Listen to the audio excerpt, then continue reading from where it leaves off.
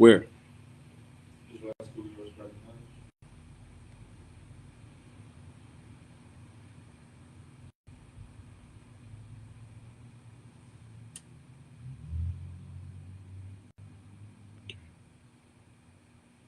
There, I got you. So.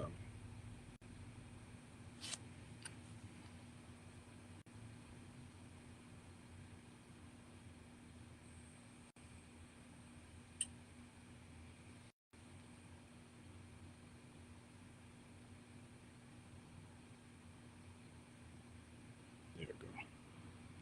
All right. Let's go. Clap it up.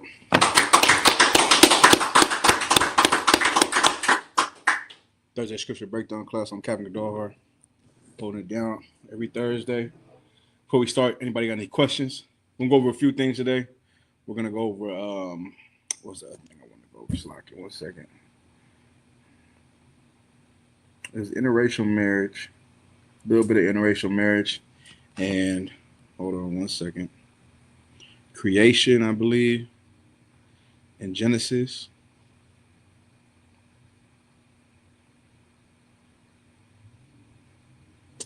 And one more thing. But until then, anybody got any questions in the room? Oh, and how to be focused, right? Focus and determination. All right. No questions in the room? Good to go? Let's get Ecclesiasticus 2:1 in the Apocrypha.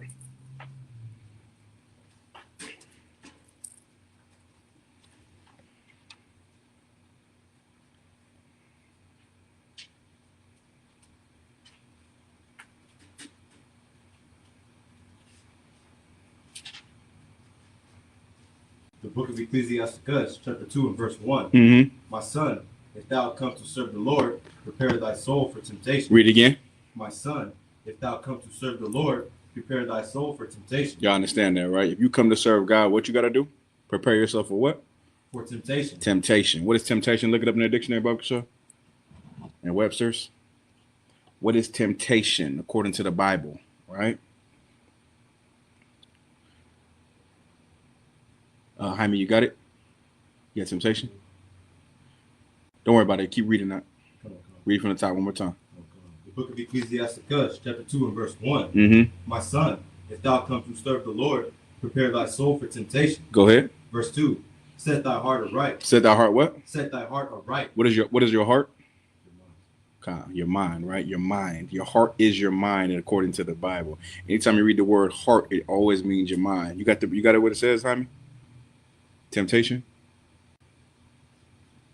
It says that the act of tempting or the state of being tempted, especially to evil. To what? To evil. Y'all understand, right? You're going to be tempted to do evil. That's the point. The point is you're going to be tempted to do evil when you want to live a righteous life or when you're trying to live the life that the Lord wants you to live. Read it from the top, verse 1 again.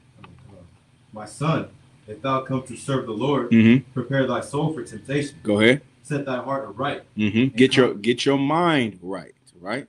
Get your mind right. Getting your mind right is another word for, raise your hand.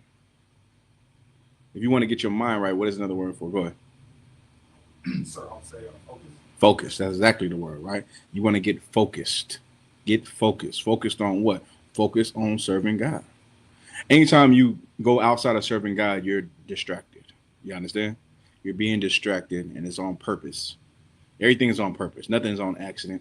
Everything is on purpose. When you're getting off your mark, that means something is getting at you and something is tempting you to get off your mark. You understand, right? So when those things happen, it's never on accident. It's always on purpose to make sure that you do not stay on the straight path. You understand, right? Being on the straight path is the hardest thing in life because it takes extreme focus and discipline. You understand? Keep reading. Set thy heart aright and constantly endure and make not haste in time of trouble. Constantly endure and don't make haste in times of trouble, right? You got to constantly endure. Endure what? Give me some examples you got to endure while serving God. Endure what? Endure your wife. Endure your family. Endure your loved ones. Endure the people that you think they're supposed to love you. Supposed to be there for you. A lot of people get the misconception when you come to the truth, you're going to get support all of a sudden. Like your support system is going to get stronger because you're trying to do the right thing. That's a lie. You understand that, right? You're not gonna get no support. Everyone's gonna be against you because you're going against what's natural. You're going against nature. When you go against nature, you get what's that word I'm looking for, Lahab? You get when you go against what is it natural to do? It's natural to celebrate your birthday, right? If you live that life, it's natural to celebrate your birthday. It's natural to celebrate Christmas and celebrate holidays in the world. So now, if you go against what's natural to do, if you go against nature, people are going to be upset with you. You understand? They're going to be mad at you, wondering why all of a sudden you don't want to do this. You're messing up their vibe. You are. You're killing the vibe for everybody because you all of a sudden do not celebrate birthdays. You get what I'm saying? Now all of a sudden you don't celebrate Christmas. Now you're the vibe killer around. You're gonna get some bite back. That's the word I was looking for. You're gonna get some bite back. So you have to constantly endure. You understand? The Lord, it essentially is taking you away from one family and putting you into another family. That's the point. You get it, right? Imagine you growing up people you love your whole life, who's your family, and then now they all despise you because you do not do what they do. Because the Lord is separating you from your family. That's the point. You understand, right? So most people can't take that. Most people would rather choose their family over the Most High. You should not do that. You should always choose the Most High over your family. That's the point. The reason why the Lord is choosing you is because He's seen something in you and He wants you to choose Him instead of them. You understand? Read 3 from the top. Okay. Verse 3. Cleave unto him, and depart not away. Well, it's like a read 2 from the top. Verse 2. Set thy heart upright, and constantly endure. Endure, constantly endure. Keep going. And make not haste in time of trouble. And don't make haste in time of trouble. What's haste? Look it up. You mean haste in the Bible dictionary. Or it's like in the dictionary. Haste.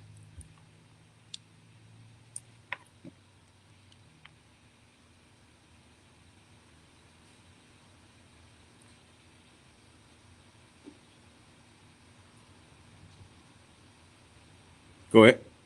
Rapidity of motion, swiftness,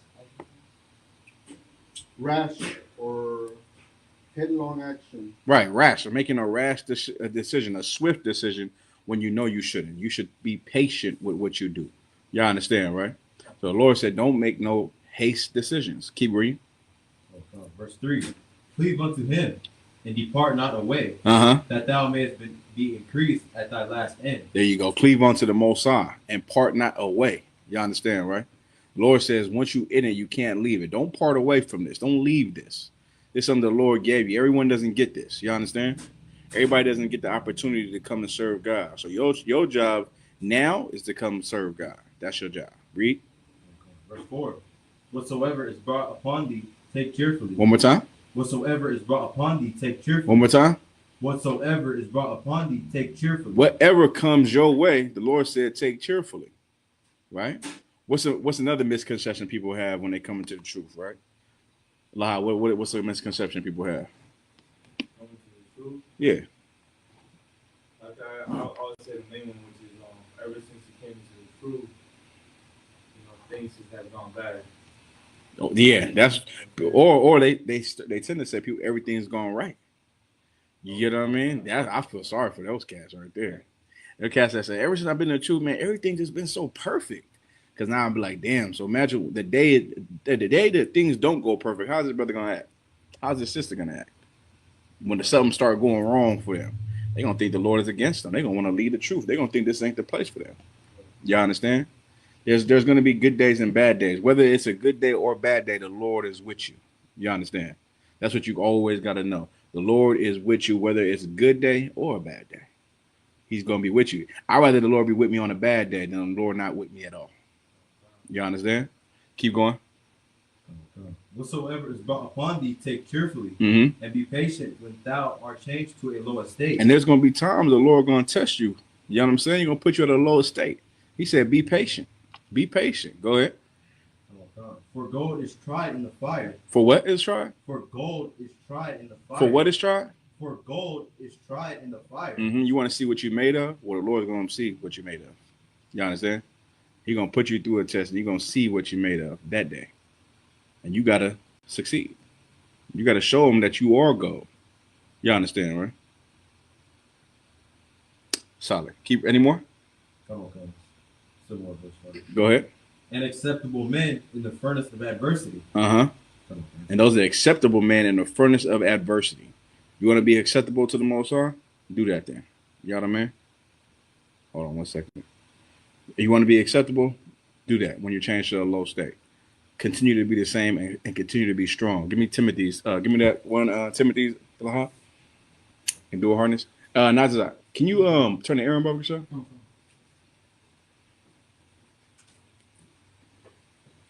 And if you can find me the one in Peter's, Lahab, you know what I'm talking about, right? The one in Peter's, not a strange thing come on to you. I got the one. There you go. And do a hardness, right? Go ahead. I'll start from verse 1. Mm-hmm. 2 Timothy 2:1. Go ahead. Thou therefore, my son, be strong in the grace that is in Yahweh Shai Mashiach, Go ahead. and the things that thou hast heard of me among many witnesses, the same who commit thou to faithful men, Go ahead. who shall be able to teach others also. Mm-hmm. Thou therefore endure hardness. Endure what? Hardness. Go ahead. As a good soldier of Yahweh Shai Mashiach. Y'all understand that, right? You want to endure hardness as a good soldier in Christ. A lot of brothers, we come up, right? I know for sure myself. I can speak for you. I can't speak for y'all, but I know we share the similar views. Every black or Hispanic man, most of us wanted to be soldiers. You get what I'm saying? Might not have been in the white man's army, but some type of soldier. You get what I'm saying? You want to be some type of soldier. And then you get your chance here to be a soldier. You get what I mean? You get to prove yourself to be a soldier. Not through war, not through physical warfare, but through spiritual warfare. You get what I'm saying? Now, we do get physical. We do get in that gym and we train and we do the Yakara and we Hebrew Academy graduates, some of us, right? But then the spiritual warfare is stronger, it's bigger. It's a thing that the Lord wants you to win in. You get what I mean? That's how we defeat our enemies, through spiritual warfare. And the whole thing about spiritual warfare is what? Getting the Lord on your side so he can be on your side to triumph over your enemies. That's the point. If you can obey the Lord, then he will be on your side. And no one can beat you at that point. Y'all understand, right? So that's why you win right here in the spiritual realm by fighting temptation, defeating your enemies, and denying Satan. Y'all understand? Denying Satan and your obedience to the Most High. Right? Keep going. No man that warreth entangled himself with the affairs of this life. You understand, right? No man that warreth entangled himself in the affairs of this life. Now, of course, what do affairs mean? The things in this world, our focus ain't on that. Now, we got to pay bills. You got children. You got a woman. Some of you got more than one woman, right? You got things you have to do in your personal life. But the scriptures also say what? Seek you first the kingdom of God. That's where your power lies, right? So anything after that comes secondary. You make sure you handle your affairs in your life, your personal life, but we're not getting caught up in that life. I don't want to be a rapper. You understand? I don't want to do this. I don't want to have this career that takes me away from the work of the Most High. I don't want that. This is my career. This is my career. This is what I put first.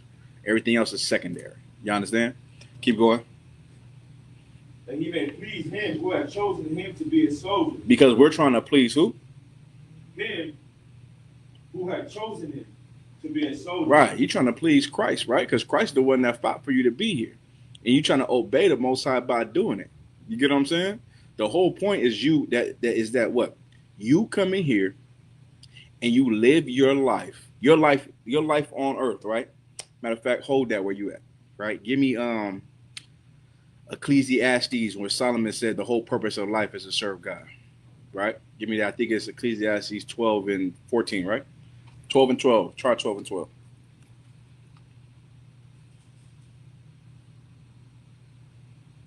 Nazizak. He grabbed his phone for me out. Ecclesiastes 12 and 13. It's Kazak. Yeah, tell him I'm in class. Go ahead. Ecclesiastes 12:13. Let us hear the conclusion of the whole matter. So now the purpose of King Solomon, this King Solomon, David's son, right? He went and did a lot of things. He went and got really drunk. He built vineyards. He did built temples. He did a whole bunch of things. He was a wise man on the face of the earth. He's trying to see what the purpose of life was. You understand? The whole. If you read this chapter, he's talking about what the things he did. Matter of fact, go 2 verses up where he says, "There's making of many books. There is no end." 12 and 12. I think it's 1 verse up. 12 and 12. Mm-hmm. And further, by these my son, be admonished of making many books. You understand? He sat back there and he studied everything. Studied everything. Matter of fact, there's a precept in the Apocrypha. Precept in the Apocrypha talks about leisure, the pleasure of leisure. We'll find that in a second. Let's keep reading. Throw it out. And further, by these my son, be admonished of making many books. Mm-hmm. There is no end. There is no end, right? He said there's a lot of books out there, but there is no end to all this learning. Keep reading. And much study is a weariness of the flesh. Man, all the studying that you want to do is weariness of the flesh. It's not helping you gain nothing. Now, you can go learn about Islam. It's good if you want to defeat your enemies. You know what I'm saying? You go learn about Egyptology. It's good if you want to defeat your enemies. But all knowledge is not the knowledge that the Lord wants you to know. Right. We could just read this Bible. Now, I got a lot of books. Those books are good for what? Bringing out further proof of what the Bible says. Right. You get what I'm saying? I'll go pull out excerpts all the time to prove what the Bible says because I got this book. But now, I don't need any book. All I need is the Bible. The Apocrypha is the Bible, right? All you need is those things right there. That's it. The Lord said that's what Solomon is saying. He said, look, in the making of many books, there's a weariness of the flesh. Keep going. Verse 13. Mm-hmm. Let us fear the conclusion of the whole matter. What is the conclusion of the whole matter? Go ahead.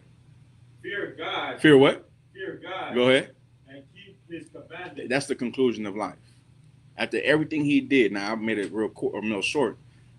I put it in quick context. But he's saying out of everything he did, the number one thing he found out is you got to come fear God and keep his commandments. Right. That's what's that? Simple, right? Ain't no confusion behind that, is there?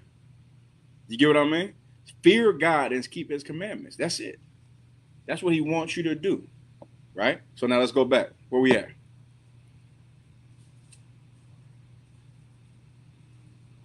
You want 12 and 13. No, we read that. We was at a precept right before that though. 2 and 3. Let's go.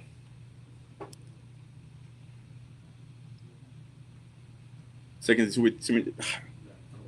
Go ahead. Look at 2 Timothy chapter 2 and verse 3. Go ahead. Thou therefore endure hardness. Endure what? Endure hardness. Go ahead. As a good soldier of Yahushua Mashiach. Give me that one in Peter's, Lahab. Go ahead, out. Verse 4. No man that warreth warreth. Mm-hmm. No man that warreth entangleth himself with the affairs of this life. Keep going. That he may please him who had chosen him to be a soldier. Go ahead. And if a man also strive for masteries, yet is he not crowned, except he strive lawfully.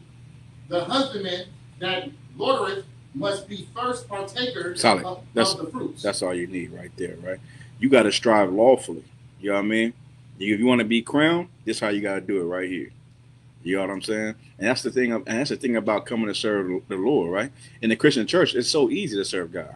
It's so easy to serve God, right? Everybody serve God in the Christian church. Because in the Christian church, what can you do? What can you do? Everything. Everything and anything that comes to your mind, and God still loves you. That's a lie. Should we pull it? Let's pull it. Let me get Ecclesiastes 12 and 6 real quick. You got that from me, Aloha? This is in Peter's where it says, think it not a strange thing. I think it's 4 and 12, I believe. To 15, First Peter. You got it? Read it for me. 2 Peter 4 and 12. And then we'll go to Ecclesiastes. Beloved, think it not strange concerning the fiery trial, which is to try you. This is what you're saying, right? Beloved, loved one. Right? That's how black people talk. Do not think. What? Go ahead. Think it not strange concerning the fiery trial, which is to try you. What did Christ say? Christ said he was going to baptize you with water and fire. You understand? That's what Christ said. The fiery trials that you go through are the hardships in life. You understand? And the Lord said, don't think it'd be a strange thing when you go through hard things. That's normal. Life ain't just, butterflies and lollipops, right? It's going to be some tough times. What I'm saying to you is prepare yourself for those times and know the Lord will still be with you. Not every time it's going to be like that. Every day is not a bad day. You understand, right? But when those tough times do come, stay focused. You understand? Stay focused. Because you know it's only going to be for a time.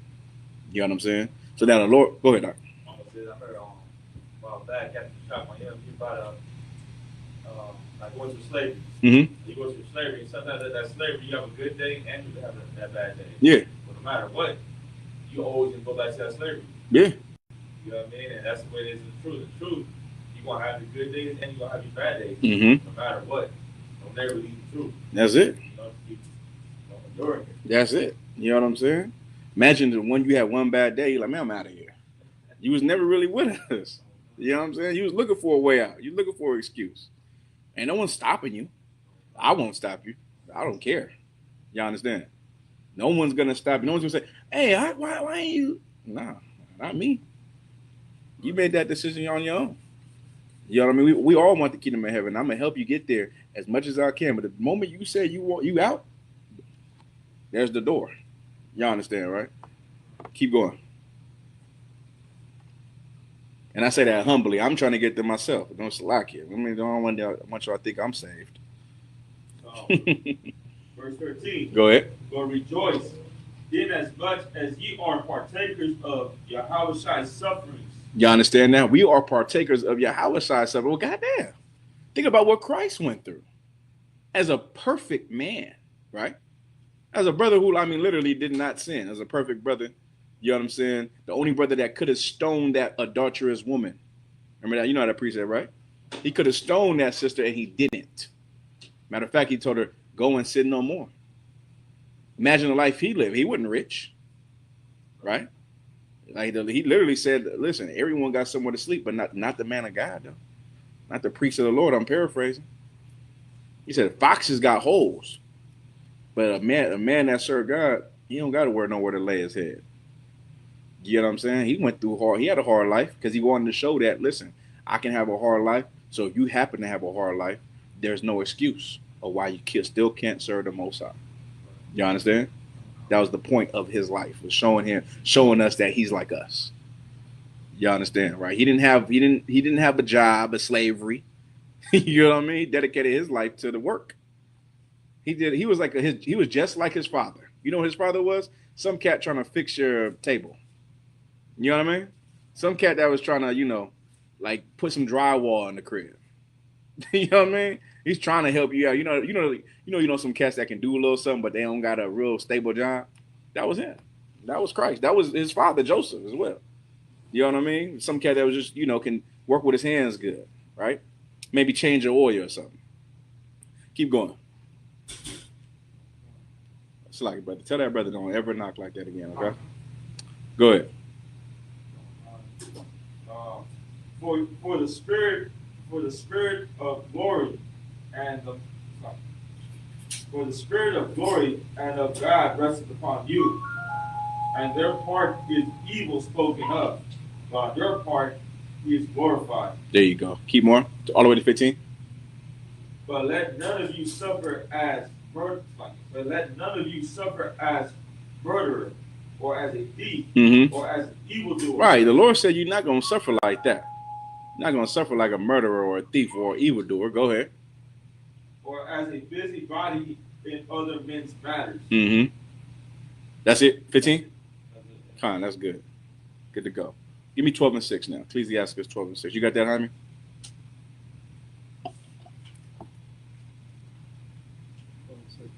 Okay. Ecclesiastes 12 and 6. For the Most High hath sinners, and will repay vengeance unto the ungodly, and keepeth them against the mighty day of their punishment. One more time, from the top. For the Most High hated sinners. He what? He what? Hated sinners. You understand that, right? The Lord said he hates sinners. Remember the Christian church, they say, no, he hates the sin, but he loves the sinner. That's a lie.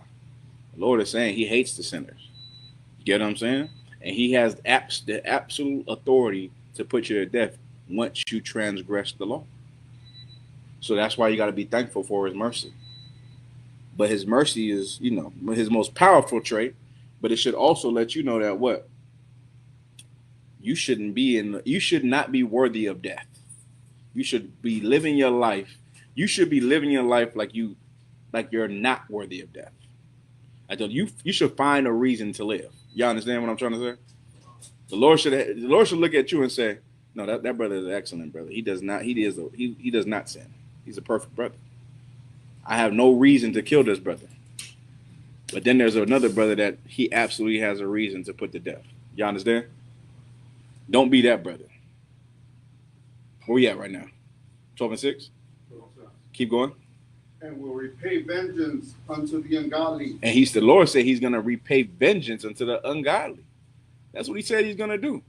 So now, if you're ungodly, the Lord will get you. If not in this life, the next.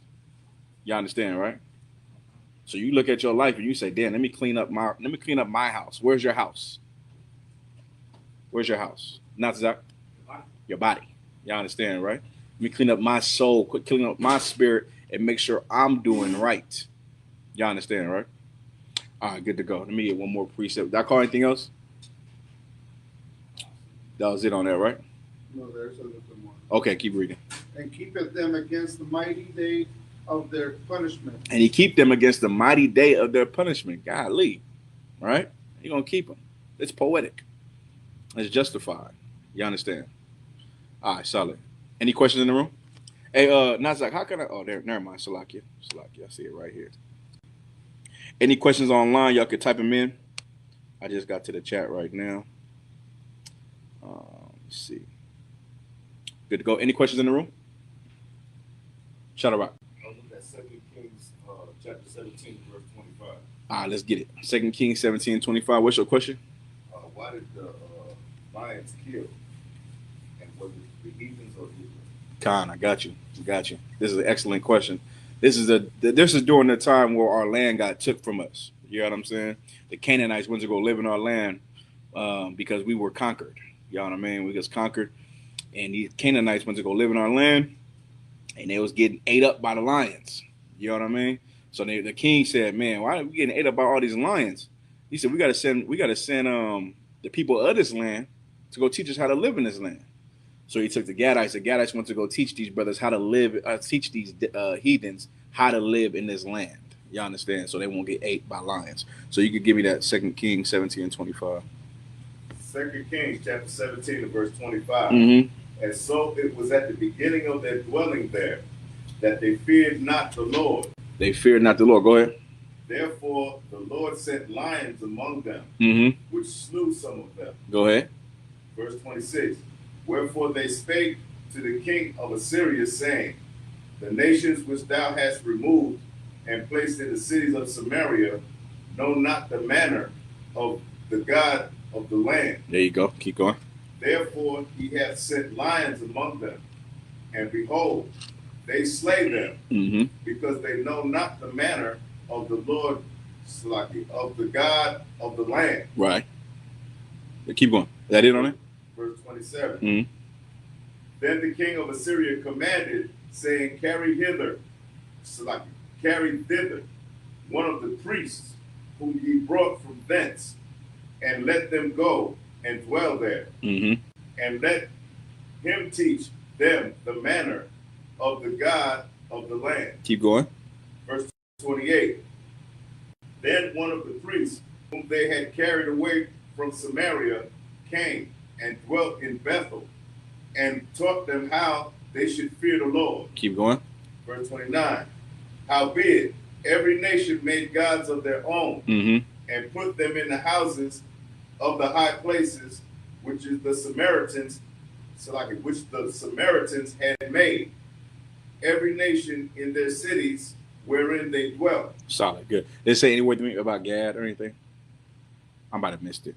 But there's a this was the 9 tribes that went over too, by the way. Y'all understand, right? Solid.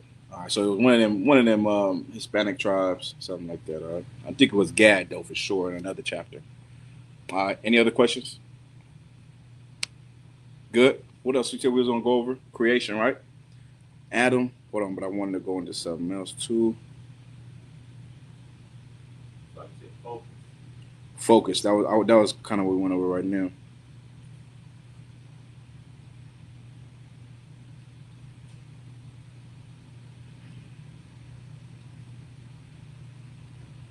One second.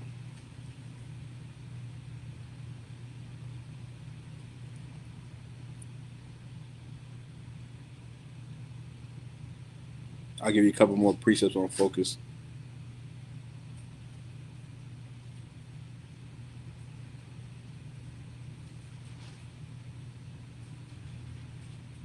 Give me Matthew 6:24.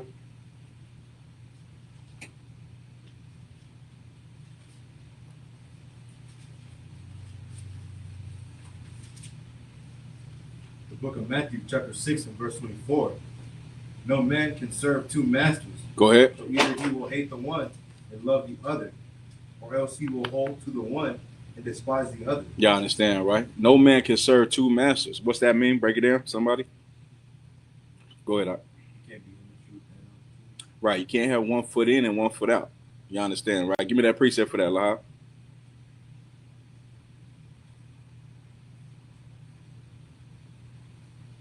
Revelations. Keep going up. How to code? Yes. Ye cannot serve God and mammon. Mm-hmm. Verse 25. You cannot serve God and mammon. What's mammon again? Money. Exactly. You know what I mean? Can't serve both. Cannot serve both. You got Revelations? Go ahead, let me know when you got it. Jaime, can you get me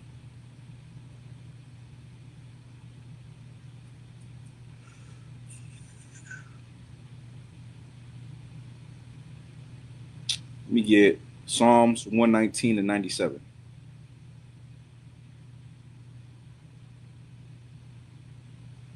You got it out? Go ahead, read it from me. Revelation 3 and 16. Mm-hmm. So then, because thou art lukewarm. Now, what kind of warm? Lukewarm. Uh-huh. And neither cold nor hot. Mm-hmm. I will spew thee out of my mouth. Y'all understand, right? The Lord said he'll spew you out of his mouth. Go ahead. Because thou sayest, I am rich, Mm-hmm. and increase with goods, and have need of nothing. That's all right there. Good to go. You know what I mean? You can't be lukewarm. You got to be either hot or cold. Y'all understand, right? It's good to be on fire. The Lord said, General Haas told me this, man, always keep that zeal. Always keep that zeal. You want to keep that zeal that you had when you first came in. You think back to that zeal and remember who you were. You got that, young man? Jaime? Book of Psalms, 119, and verse 97. Mm-hmm. Oh, how I love, oh, how love I thy law. It is my meditation all of the day. You understand, right? Oh, how I love the law. It is my meditation all of the day. You think about what you do all day before you do something. The first thing that should come to your mind is this lawful to do? Is this right? You understand, right? Is this the right thing to do? If it's not, you know you can't do it, right? You cannot do it. That's the first thing that comes to your mind is this lawful? Is this in the right spirit? Matter of fact, pull that for me, Lord. All things are lawful, but all things aren't expedient. I'll break that down for you. And then, young man, let me find me where there is no law, there is no sin. It's in Romans.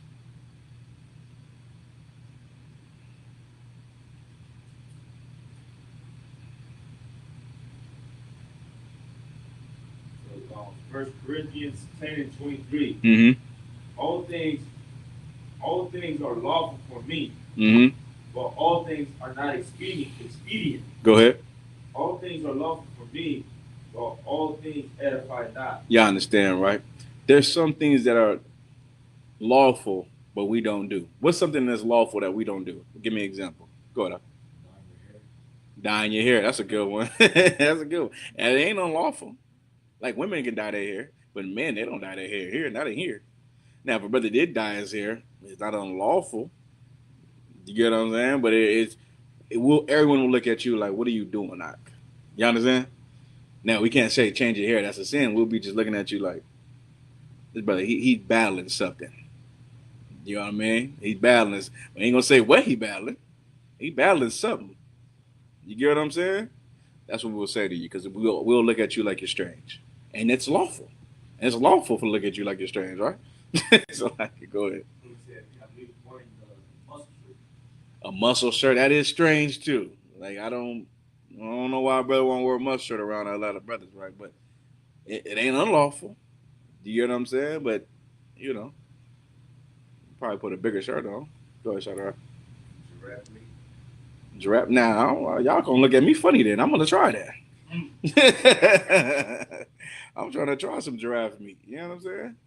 You know what I mean? But there's things that are not in the spirit of Christ. That's the point. You know what I'm saying? Like you could drink pig's piss. If you wanted to. Not unlawful. But I don't know why the hell you would do it. You get the point, right?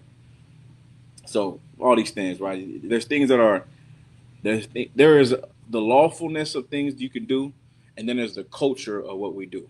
Law is first, culture second. You understand, right? You don't want to ever belittle a brother because he's doing something lawfully. Like it's lawful to be a vegan, right? You can be a vegan. Don't make a brother feel bad because he's a vegan.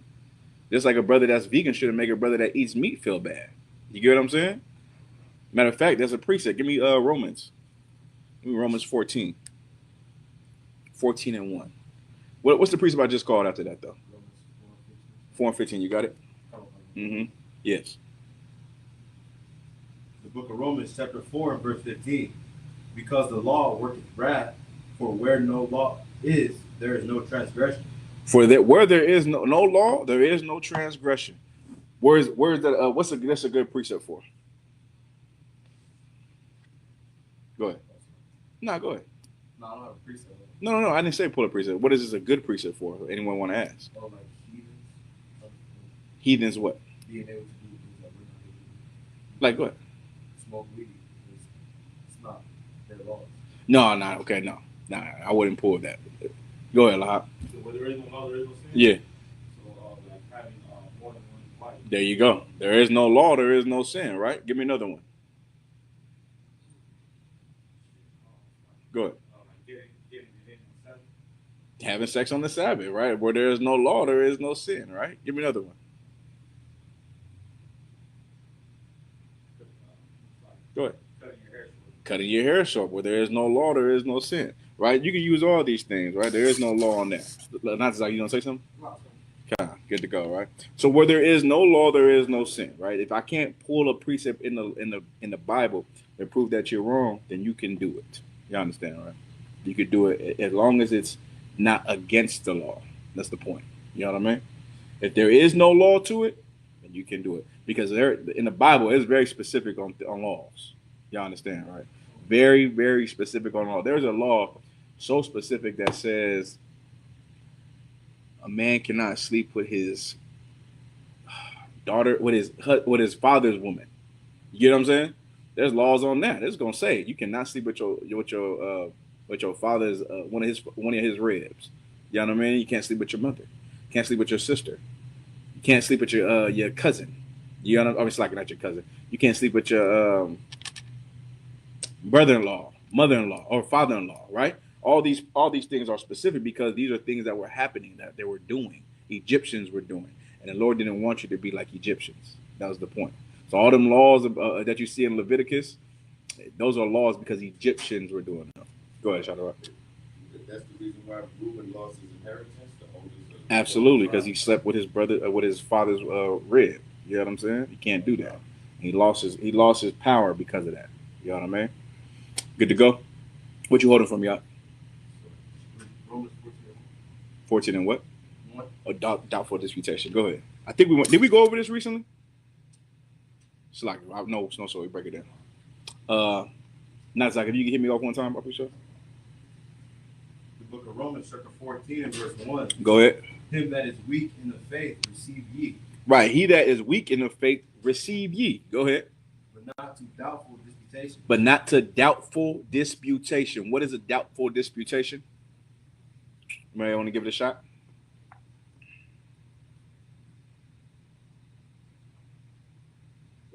Go ahead.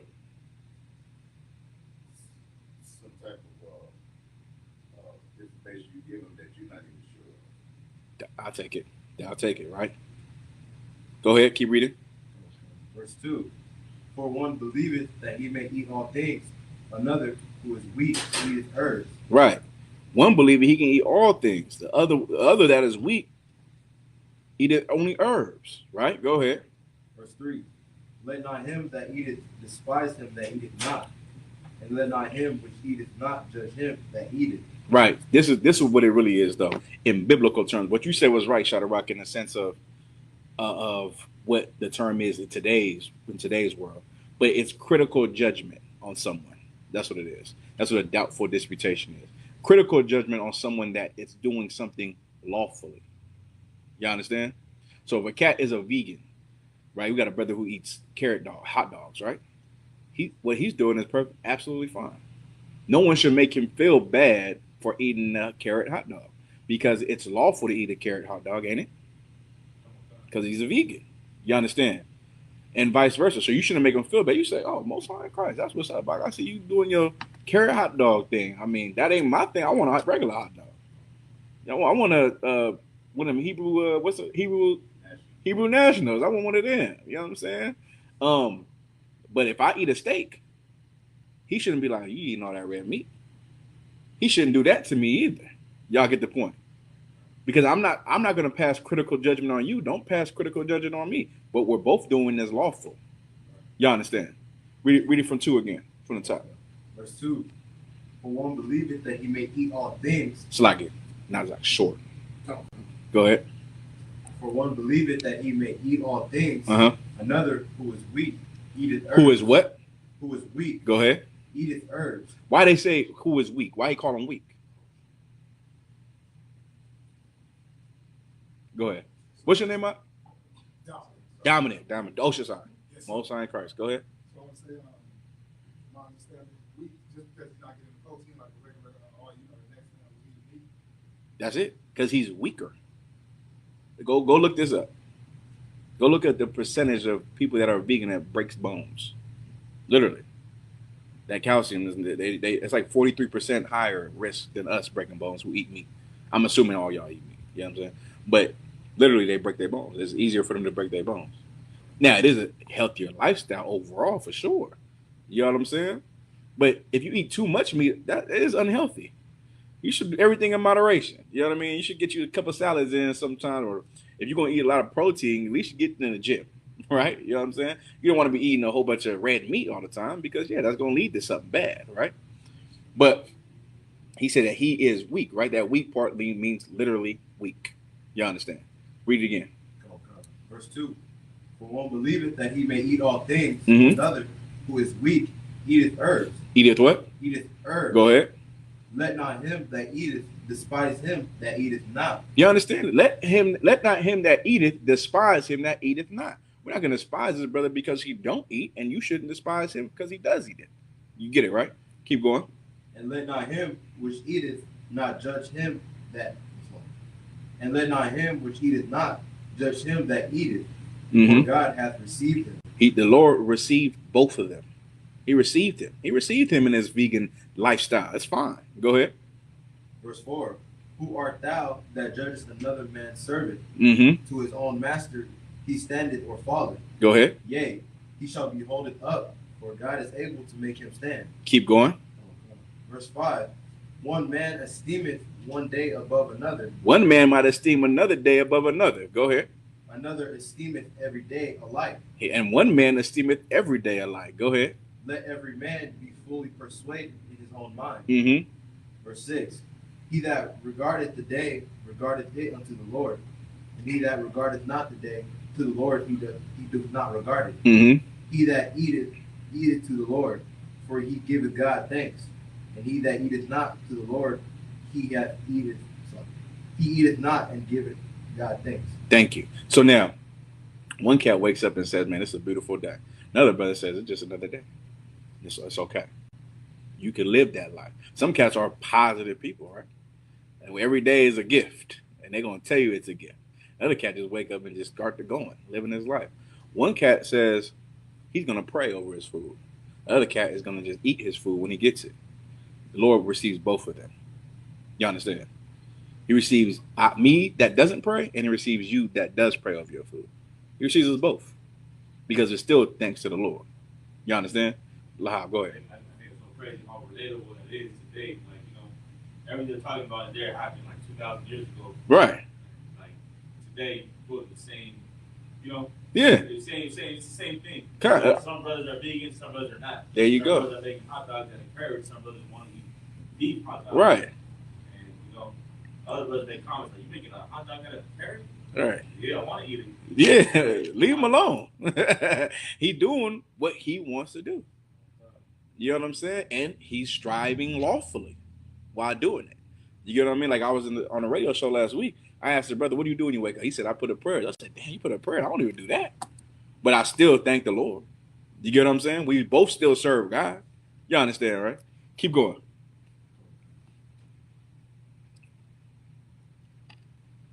Verse 7. Mm-hmm. For none of us liveth to himself, and no man dieth to himself. We don't live for ourselves, and we don't die for ourselves. You understand? Keep going. Verse 8. For whether we live unto the Lord. Mm-hmm. And whether we die unto the Lord. Keep going. Whether we live, therefore, or die, we are the Lord. Y'all understand that. Whether we live or we die, we are the Lord's. Keep going. Verse 9. For to this end Christ both died and rose and revived, Mm-hmm. that he might be Lord both of the dead and the living. Mm-hmm. But why dost thou judge thy brother, or why dost thou set at naught thy brother? For we shall all stand before the judgment seat of Christ. Y'all understand that. Why are you judging him for what he doing, what he eating, and how he live his life? You get what I'm saying? As long as he's doing it lawfully, we can't judge him. That's the point. You get what I'm saying? You can't do that. The Lord said we will be judged one day, but don't judge him for eating a carrot hot dog. You understand? Don't judge him for that. And that's perfectly fine.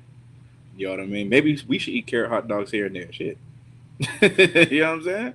We gotta get us a carrot hot dog once in a while, right? Go ahead. If you eat carrot hot dog and regular hot dog, you got damn near well balanced meal. There you go. You know what I mean? Absolutely. You know what I'm saying? I'll eat the hot dog and then the carrot on the side. You know what I mean? And probably like a little bit of the bun or something. You know what I mean? It's all good, right? Go ahead. Go ahead. Keep reading. Okay. Verse 11. For it is written, as I live, says the Lord, Mm-hmm. every knee shall bow to me, Go ahead. and every tongue shall confess to God. You understand? Keep going. So then every one of us shall give account to himself to God. Mm-hmm. Take me to the end of 12. So then every one of us shall give account of himself to God. Mm-hmm. That's it. That's it. That's the end of the chapter, right? Law, sir. Oh, was it 14? Law, that's the end of 12, sir. What's the chapter? Verse 20. Okay, that's good. It's Solid. like that. Go ahead. What does it mean when it says every man should give account of himself to God? Just like this. When you die, every word that came out your mouth is going to come into the judgment day, into your judgment. You know what I'm saying? You have to make an account for every word, every idle word. Remember that precept? You can pull it in Matthew. Every idle word. Pull that for me. You had your hand up? Go ahead. Yeah. Going back to verse 6, Mhm. it says, regarding the day and regarding unto the Lord, and he regarded not the day to the Lord, he doth not regard it. Mhm.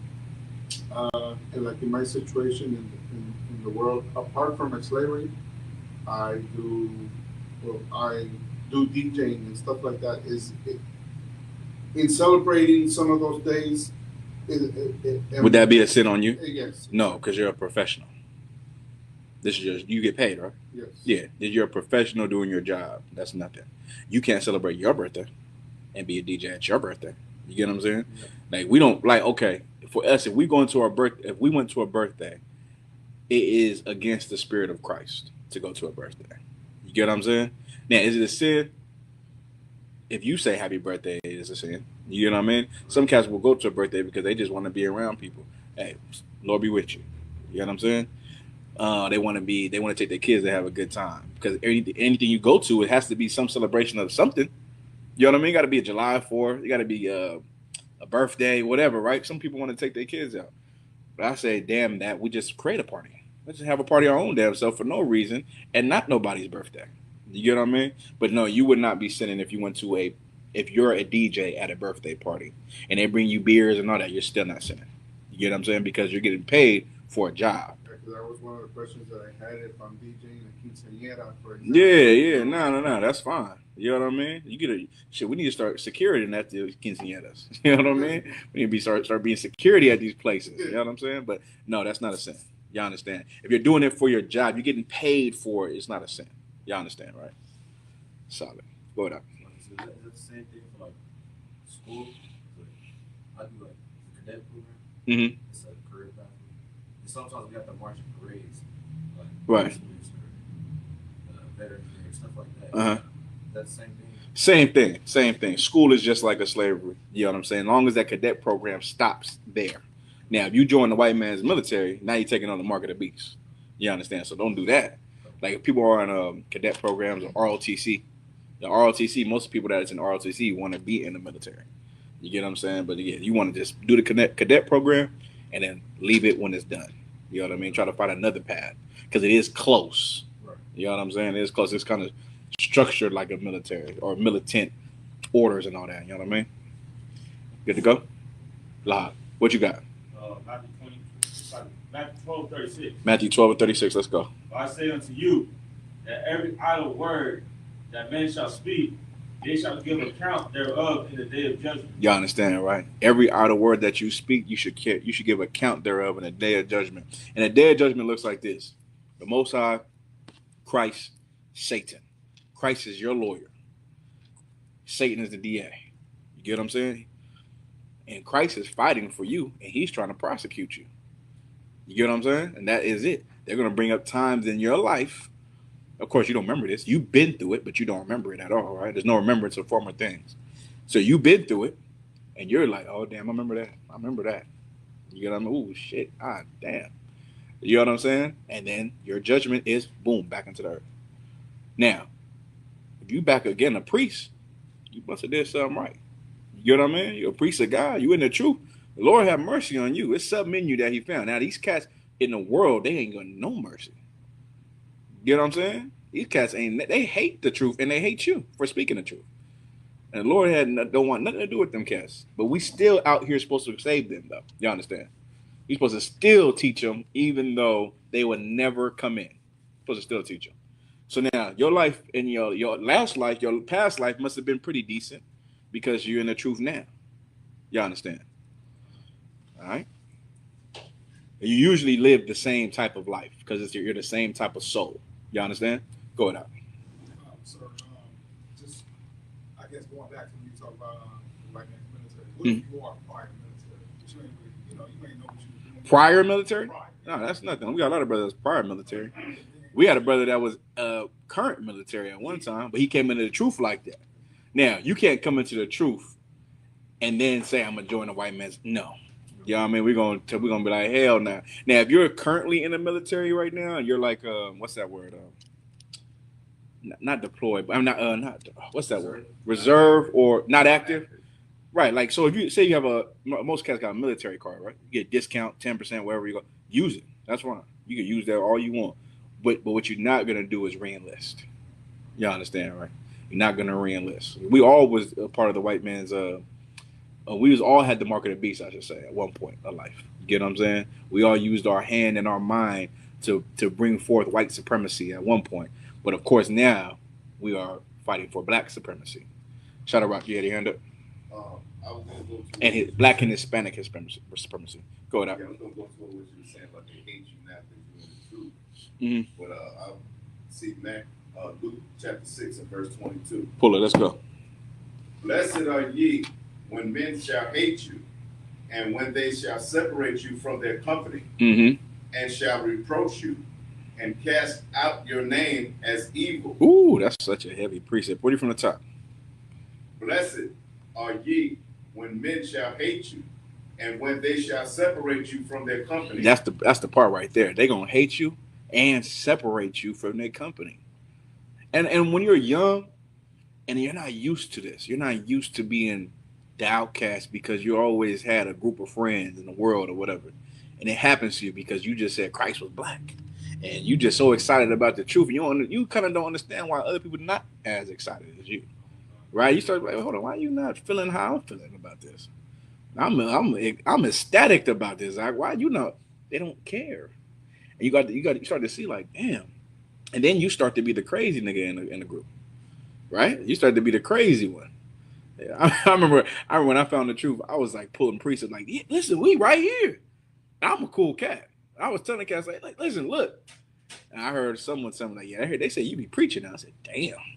I was in the world. I'm like, they said I be preaching. That's crazy. You know what I'm saying? But I was like, damn, I'm just excited. You know what I mean? Maybe this is my path, I guess. But go ahead, you already answered. Yeah, just to put it in there, just before my son went to prison, he was around his friends, and I was always telling them about the truth on preaching. Yeah. Same night he got popped and went to prison. Yeah. See, look, you do that in the beginning for sure, but then you learn. You learn how to be seasoned. You learn how to grow. You get what I'm saying? And now my life is just a precept. You understand? Anywhere I go, I'm getting looked at a certain way and asked questions. People coming to me. I don't got to go to them because I look like something. And like, what you into? What is this? What is this shield? You get what I'm saying? Our life is the truth now. You know what I mean? So it's different now. And then now, and of course, we so seasoned now at this point. Some of these brothers in this room, we could just drop it on them and be cool as hell about it. You get what I'm saying? Just drop the truth on them and get about our day. Anyways, I'm gonna get back to this drink. Lead a cat wanting to come to class and all that. You just like, just give that number a call and whenever you're ready. And because you know, at this time, we don't really need you at this point. There was a time we needed brothers. We had to go be out there. You remember the line? We had to go be just out there. Now we don't really need. I mean, you could come to class if you want to. It'd be better for your life. I mean, you know. Solid. Any other questions? You want to finish that precept? Go ahead. And shall reproach you and cast out your name as evil for the Lord, for the Son of Man's sake. For the Son of Man's sake, you're going to have to do it, man. You know what I'm saying? For Christ's sake, you're going to have to make you an outcast. And you got to feel that loneliness. It's like a lonely, like a not a good feeling for a while. It's like you're confused. It's like a confused state almost. Like, what is going on? You know what I mean? Like, I'm getting looked at different. I'm getting treated differently. You know what I mean? And then there comes a time you just embrace it. The moment you embrace it is the moment things change. You get what I'm saying? When you don't embrace it because you're like scared, you're like confused. It's a whole bunch of confusion. You're not even really truly yourself. But then the moment you embrace who you are and what your purpose is that's when life takes it to the next level. You understand? That's when you take it to the next level in life because now you're confident in what you do. When you're not confident in anything you do, you're not going to succeed. But when you're confident in what you do, at least you feel good to succeed. You get what I'm saying? Solid. Any other questions? Any other precepts that the brothers want to pull? Let's get to it. Okay, so we had creation. We're going to hold that to the end. We went over focus. Let me get one more precept on focus. Yeah, you was holding something else, wasn't you? No, sir, I got you. We get Matthew 6 and 33. Wait, hold on. No. Give me Proverbs. Proverbs 4 and 25. Proverbs 4 and 25. Go ahead. The book of Proverbs, chapter 4, verse 25. Mm-hmm. Let thine eyes look right on. Let thy eyes look right on. Go ahead. And let thine eyelids look straight before thee. You understand? Let thy eyelids look straight before thee. Any more? Verse 26. Go 20. What verse was you at right now? 25? Go 24. Verse 24. Mm-hmm. Put away from thee a forward mouth. Put away from thee a froward mouth. Anybody know what a froward mouth is? Go ahead. Right. Look at froward if you could. Froward.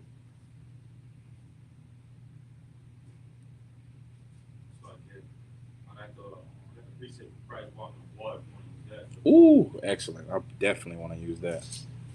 the definition. And also put me the precept with Peter. With Peter denying Christ with when the cock crows. Pull those two. You got it up? The definition. Yes, a froward. The definition of froward out of the Merriam-Webster dictionary. Mm-hmm. Habitually disposed to disobedience and opposition. Right. You have a foul mouth. You understand? For lack of a better word. You got a foul mouth and you need to work on that. Having a foul mouth ain't a good thing. Y'all understand that, right? You want to be this is how you want to talk, right? You want to be kind. You want to be brotherly. You don't want people. You want people to. People don't respect disrespectful words. You get what I mean? They want words that are honorable, and they want things to be said a certain way. You want to say it in a certain way, and that's how you would gain people, gain company. You get what I mean? By being kind and being, professional and stuff like that, right?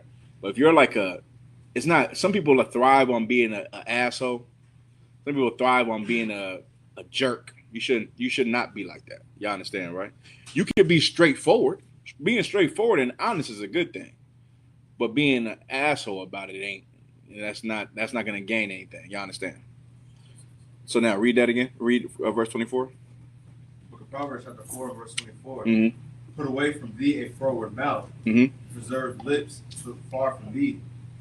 Let thine eyes look right on, Mm-hmm. and let thine eyelids look straight before thee.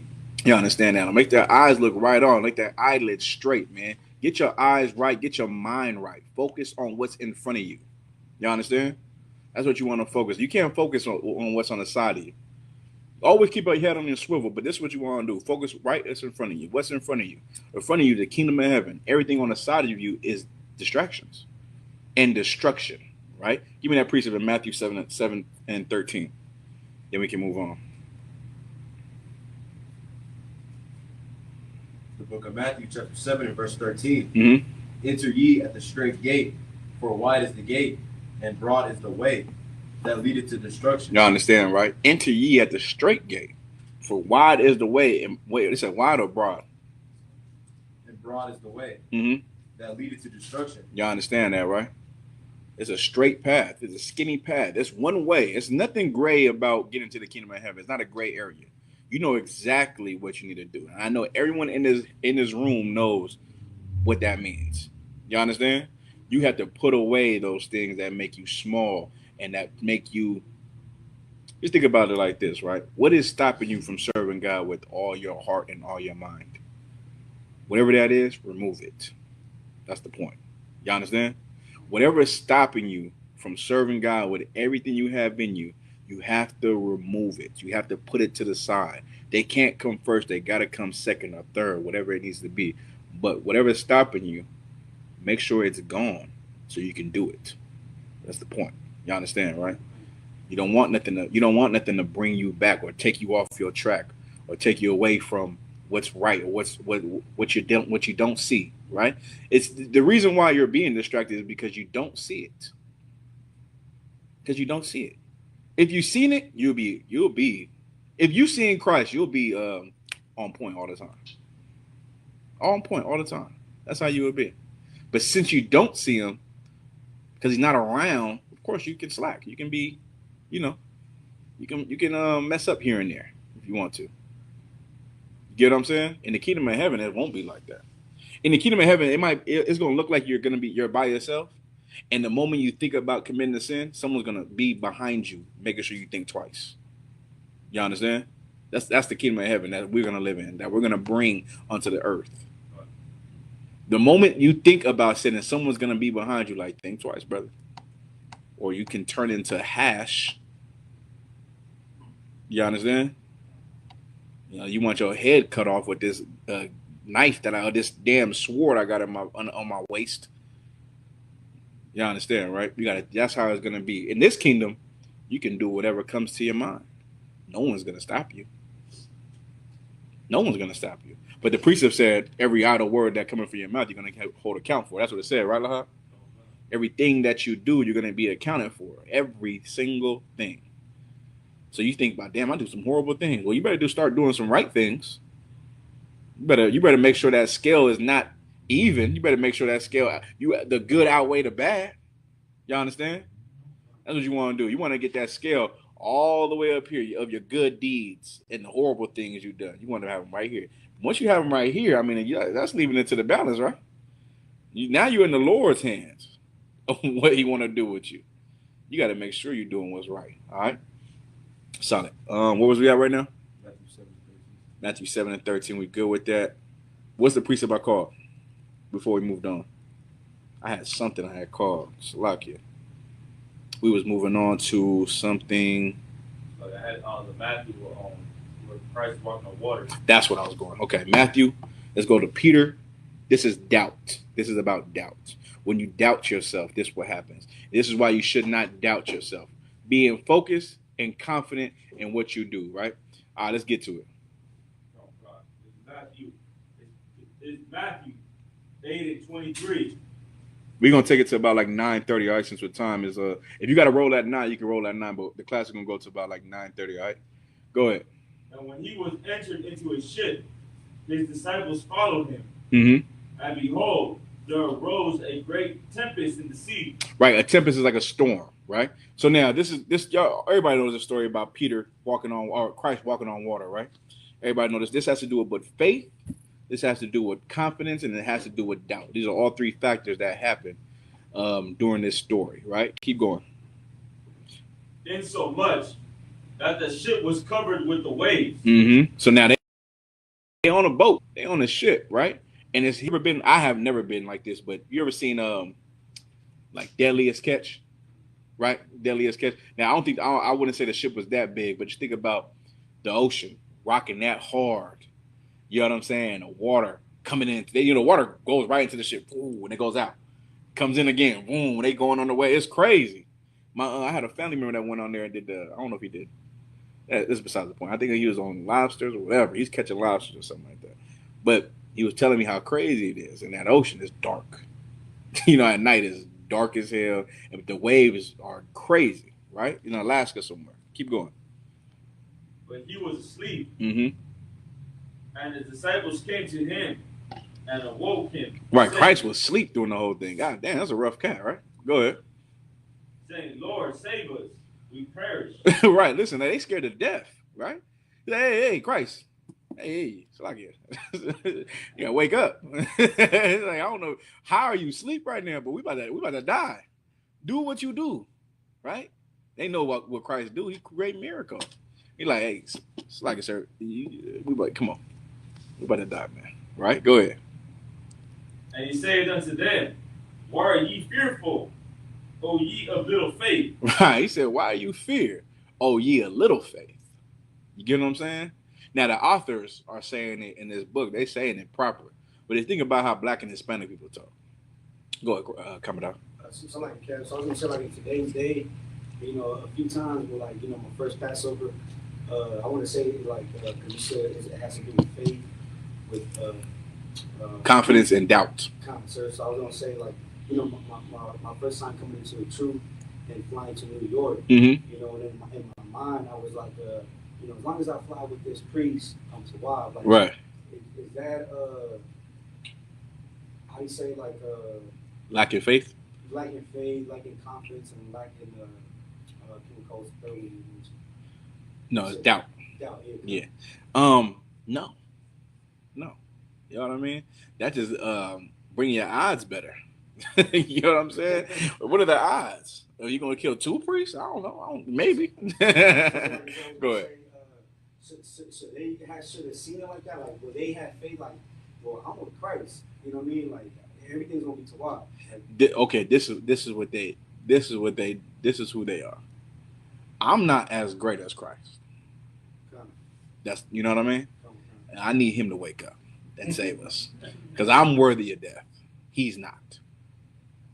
You know what I'm saying? That's why he's trying to wake Christ up. Live. I can put myself in that same scenario. Like, we on that plane is shaking, about to go down. Yeah. I'm gonna look up and like, hey, Cat, what you know?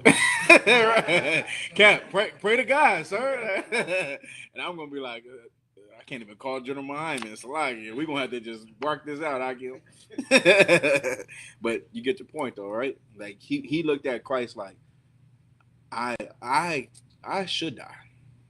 I know you the son of God. You showed us how to live. You know what I'm saying? You can save us for sure. That's why he went to go wake him up. Behind me. So how does that work when you go through, like, let's say a hardship or tribulation or something like that, that you want to pray but you don't know if your prayer is being answered? Should that be something that we doubt, or should we with confidence ask for it? You should feel confidence. You should not feel confidence if you know you're sinning. You understand? Right. But if you know that you did, you came in the truth not too long, right? Imagine you've been trying, you've been changing who you are. Be confident in your prayer. You get what I'm saying? Be confident in your prayer. Now, don't think of a prayer like you're talking to Santa Claus, though. You know what I mean? Think of a prayer like you're talking to your father, and your father is going to listen to his son because he obeys him. If you're a son that obeys, he will look at your prayer like, okay, maybe I should do this for him. Or he can look at you like, nah, I want you to go through that, and I want to see what you do with it. And so would it be a lack of faith if I ask, like, a brother to pray for me, or brothers, or... We pray for each other all the time. Now, we don't pray for each other like the Christian church does. You know what I mean? We face the east and read them prayers right there. The prayer to bless Israel, that's for you. You get what I'm saying? That's what we do. You know what I mean? That's how we pray for one another. You know what I mean? Everyone in this room gets prayed for without even us saying a word. You know what I mean? Because if we don't put the prayers up, Northern California put the prayers up. Arizona put the prayers up. DC or Philly put the prayers up. You get what I'm saying? Everyone in this room gets prayed for because you're part of Israel. You in this class. You know what I mean? That's how you got to look at it, all right? Solid. Let's keep reading. Then arose, and he said unto them, why are ye fearful, O ye of little faith? Then he arose and rebuked the winds and the sea, and there was a great calm. He rebuked the winds and the sea. God, like, this is a cat who is just totally insane in the thought of I serve God. You get what I mean? I serve God. So now, if I'm serving God, let me go tell this the sea to calm down and the wind to chill out. You understand? He did that with full confidence of because he's a servant of God.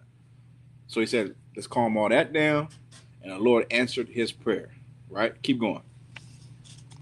But the men marveled, saying, what manner of man is this?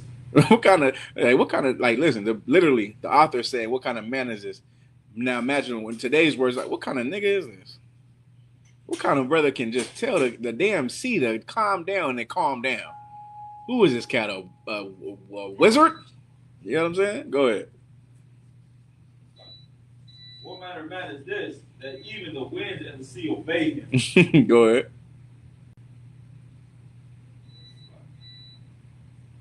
What verse you at?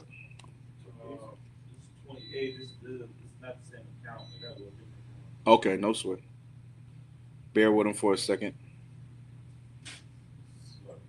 Shut up, go ahead. I have a question. So we can use this as an example of the might of the Most High, right? Absolutely.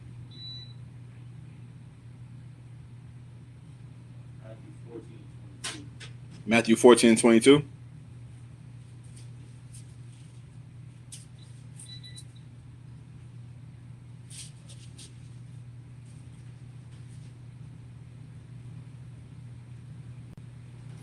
Okay, fine. Matthew 14:24. But the ship was now in the midst of the sea, tossed with waves, for the wind was contrary. And in the fourth watch of the night, Yahweh went unto them, walking on the sea. And when Yahweh went onto them, walking on the sea, Akim. I don't know if y'all heard that. Literally walking on water. Hold that right there, Lahab. Come out. What you going to question? Yeah, go ahead.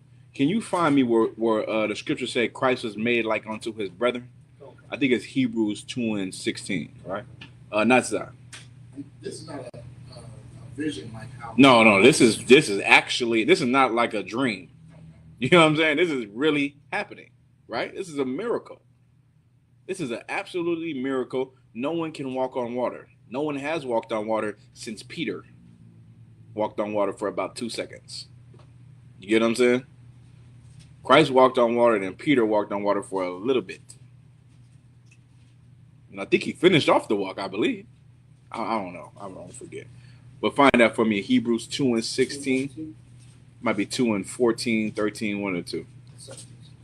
17. You got it? Go ahead, Art.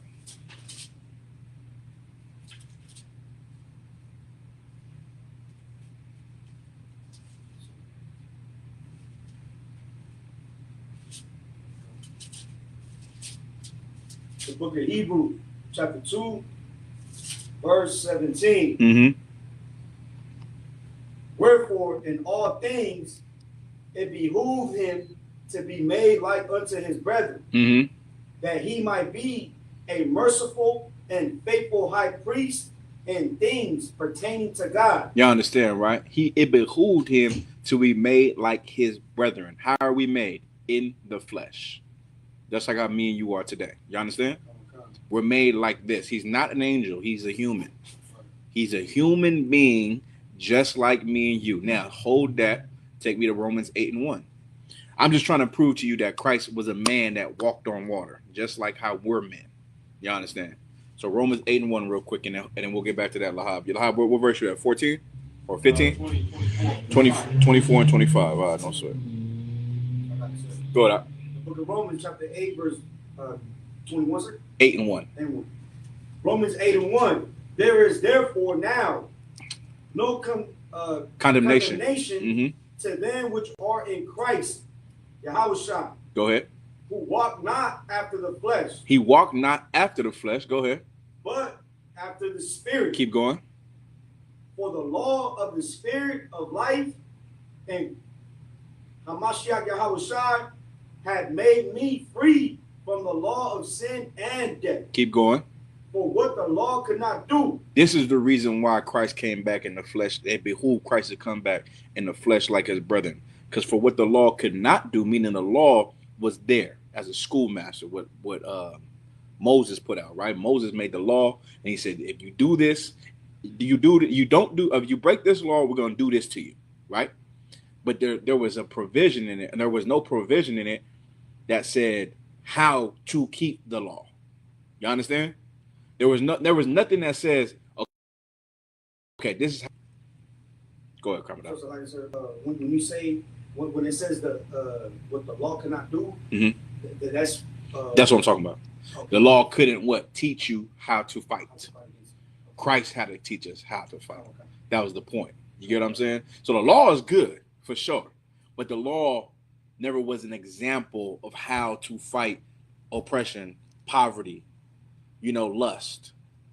They never taught us those things. Christ had to be like us to teach us. You get what I'm saying? Not like he didn't have temptations, right? Not like he didn't. Like Satan told him to turn this stone into bread, and or jump down, and I'll give you all this. You get what I'm saying? And he still didn't do it. He fought that temptation as a man, right? Keep reading. Verse 2. Verse 2. The middle of 2. Come on.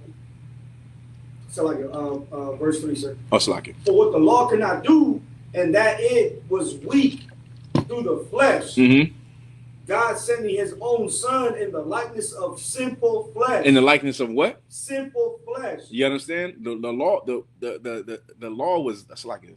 Was it? It said the law was weak. What was weak? So like sir, in that it was weak. What was weak? The flesh was weak. Come on. The flesh was weak through the flesh. Is that what it's saying? And that it was weak through the flesh. What was weak? Go one verse above, or start from the top. For the law of the Spirit of life in Yahweh, so like in Hamashiach Yahushua had made me free from the law of sin and death. Go ahead. For what the law could not do, in that it was weak through the flesh. Okay. perfect. The law was weak through the flesh. Now, the law was there. And because the law was there, we broke it all the time. Because the law was just simply nothing. It was, do this. Okay, don't do that. I broke the law. No problem. Give me your ox. Give me your lamb. Your first lamb. Oh, no problem. Shit. You mean I could rape this sister and I'll just give you my lamb? You get what I'm saying? Oh, I could do this and I just give you my ox? Oh, that's easy. Go ahead. Come on. So like, sir, so when it says, No, those are bad examples because those are death penalties. But you get what I'm saying. Go ahead. So I was going to say, so like I said, so it says that that it was weak through the flesh, meaning that we were carnal. Yeah, we rather sacrifice than obey. That's what the Bible says. When the Most High said it's better that you obey than sacrifice, we was out there sacrificing and not obeying. You get what I'm saying? And Christ, go ahead. Sorry, not to put you off. No, go ahead. But I was going to say, isn't there a precept with Samuel? I think it's 2 Samuel, where it says it's better to obey than to sacrifice. Yeah, that's the one. Okay. That's what I'm talking about. That's the Bible. And the Bible says you rather obey than sacrifice. And Christ was the ultimate sacrifice. You understand? And that's why we have to obey now. Because he was the ultimate sacrifice. We'll get to that in 1 second. Keep going. God sending his own son in the likeness of sinful flesh. In the likeness of sinful flesh, meaning as a human. The likeness is our likeness, right? In sinful flesh, meaning to parents that are in the world. That's what that is. You understand, right? Sinful flesh is being in a life that is prepared for you to sin, meaning your parents are in the world. Keep going. And for sin, condemned sin in the flesh. And he condemned sin in the flesh. As a human being, as a man, he said, I'm not doing that in the flesh, as a body like ours, through his spirit. You understand? Meaning he fought his flesh and won in the spirit realm. Go ahead. Verse 4, that the righteousness of the law might be fulfilled in us. That the righteousness of the law might be fulfilled in us because of his sacrifice. Because of what? Him living in a spiritual realm and not with the flesh. Remember, the flesh is cardinal. Hold where you at. Give me Romans 7:18. Keep going, come on. Keep on. Yeah, let the brother. This brother just gonna get Romans 7:18. Go ahead. Come on. The book of Romans, chapter 7, and verse 18. For I know that in me, that is in my flesh, dwelleth no good thing. That's what Paul said. You understand? Paul said, in my flesh dwelleth no good thing. That's why he can't live in the flesh. Of course, the flesh is what? How we live today. Whatever we want to do, we do. Whatever comes to our mind, we'll do it. Romans 7:18. You understand? Whatever we want to do, we'll do it, and it's not a problem. So we can't live in our flesh because our flesh wants to kill us. You understand? We got to say in our mind, okay, we can't do that. No, that would feel good. Oh, no, that would be good. Oh, that would be great. But I can't do that. How many of y'all used to smoke weed? Raise your hand. Yeah, weed was great, right? Well, I heard it's better now. I heard it's better now. Heard they're getting higher than they can be now. You get what I'm saying? Some of y'all probably did coke. Coke is better now. You know what I'm saying? Whores are easier now. They're easier. When I was getting women, it was you had to work a little bit. Now it's easy as hell. You get what I'm saying? But you got to fight your flesh. You can't let the flesh win. Once the flesh wins, now you're going to a process of dying. Right. You understand? Right. Keep going. Continue, sir? Yes. Come. Romans 8 and 4. That the righteousness of the law might be fulfilled in us who walk not after the flesh, but after the spirit. You understand that? Who walk not after the flesh, but after a spirit. And our righteousness might be fulfilled in us. So other people will see us and say, that's a righteous brother. Not because he's how he looks, but how his life is. You get what I'm saying? His life is a walking precept to how Christ wanted our life to be. Is a person who lives in the spiritual realm and not in the physical realm, meaning the carnal realm, right? Carnal means flesh. Go ahead. Take me to 5. Come. Verse 5. For they that are after the flesh. For they that are after the flesh, go ahead. do mind the things of the flesh. And they think about those things of the flesh. Go ahead. But they that are after the Spirit, Mm-hmm. the things of the Spirit. Go ahead. Verse 6. That's it? Come on, So, perfect. So now, La, pick it up. Now we're going back to the walking on water. So pay attention to this, right? Go ahead. And in the fourth watch of the night, Yahushua went unto them, walking on the sea. Walking on the sea. Go ahead. And when the disciples saw him walking on the sea, they were troubled, saying, It is a spirit. And they cried out for fear. But straightway Yahushua spake unto them, saying, Mm-hmm. Be of good cheer, it is I, be not afraid. Mm. And Peter answered him and said, Lord, if it be thou, bid me come unto thee. Come on, the water. man. Come on. Like, listen, he said, man, be not afraid. That's so heavy in this. Why are you scared to have faith? You understand? Why are you so scared to have the faith? Man, there's a precept in the Apocrypha I want you to find if you could. It's talking about, if you could find it, Commodore, it's talking about, or Shadarak. This precept is talking about the things. Oh, man, it's locking. Let me paraphrase it real quick.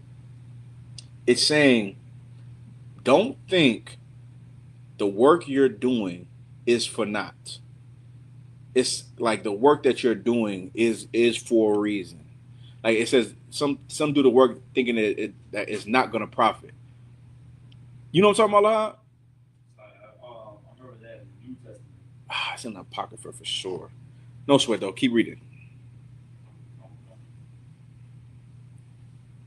And Peter answered him and said, Lord, if it be thou, bid me come unto thee on the water. Right. He said, Come. And when Peter was come down out of the ship, he walked on water to go to Yahushua. But when he saw the wind boisterous, he was afraid and beginning to sink. And he cried, saying, Lord, save me. Lord, save me. Go ahead. And immediately Yahushua stretched forth his hand and caught him and said unto him, O thou little faith, wherefore didst thou doubt? That is thou what? Doubt. Man, you doubted. You doubted. Don't doubt. Don't doubt this work. Don't doubt Christ and don't doubt the Most High. Because everything that we saying in this room is fact and true. Y'all understand? It's absolutely truth. It's absolutely true that there's angels in this room right now. That's the truth. You understand? The truth is we have the truth since 1969, and there's nothing you can do about it. You know what I mean? A lot of cats get mad because we say we're the only Israelite group with the truth. Yes, we are. Is it a problem? You get what I'm saying? Yes, we are the only Israelites with the truth in the school, in the nation, in the world. We do say that proudly, and we also said you need to come in the truth to them fake Israelites and them Christians, and them Muslim cats, man. You get what I'm saying? We tell them all the time. We don't doubt that. There's nothing we should doubt. I don't doubt anything I've been learned in here. You understand, right? Keep going on. Oh, ye little faith. You want to start there? Yeah. Oh, ye little faith.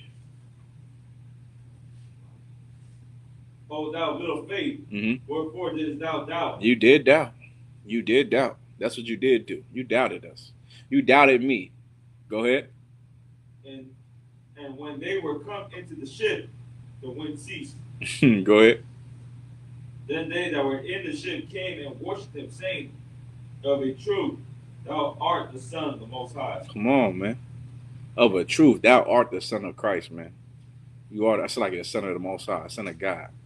You understand that? His whole job was to show you how to do it. So before he left, he wasn't no other person than a person like me and you. You understand? The Lord gave him authority. Authority, why? Because he was the best servant on the earth. Y'all get that, right? Go ahead, come down. I'm not sure if this is a precept. Let me hear it. Ecclesiasticus 37 and 28. Oh, For all things are not profitable. Go ahead. For all men Should I read it from the top again? Oh, that was it? I'm asking if this is one. Nah, I don't think this is it. This one's talking about like something about profiting. 1 second.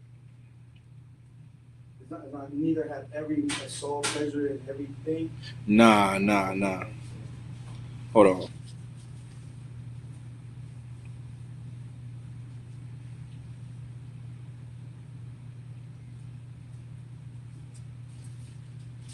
How you spell apocrypha? APOCRYPHA. I might find it.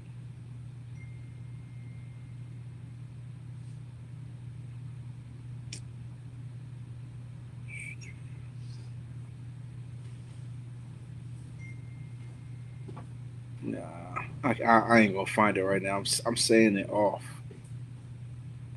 It's all good. We'll get it next time. Where we at now? We done with that, Lahab? All right, take me to when Peter denied Christ.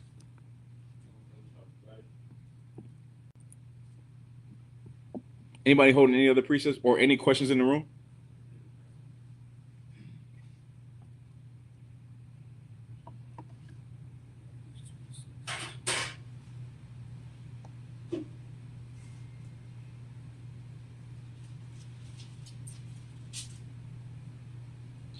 You was at 37 and 28.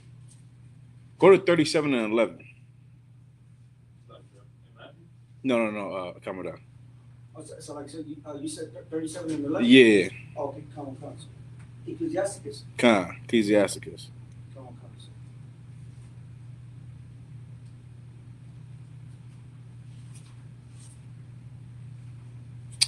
Oh, I need to do some mark of the beast precept as well. I'll do that for other brother at the end. Come on, you got that other precept I asked for? I got it too, sir. The one Peter. But I got the 37. That ain't it. I went to it. Nah. It might be first address.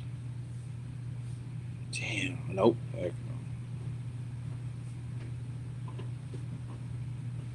You got that precept where he denied Christ? Come on, sir.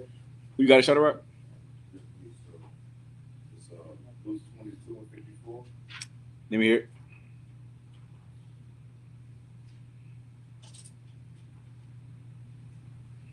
Then took they him and led him and brought him into the high priest's house, and Peter followed afar off. Verse 55. And when they had kindled a fire in the midst of the hall, they were set down together. Peter sat down among them. But a certain maid beheld him as he sat by the fire, and earnestly looked upon him and said, "This man was also with him." Verse 57. Remember, Christ was arrested, and he got brought into the council, right? And and then they're seeing a couple of brothers went over there to the council, just checking on Christ, right?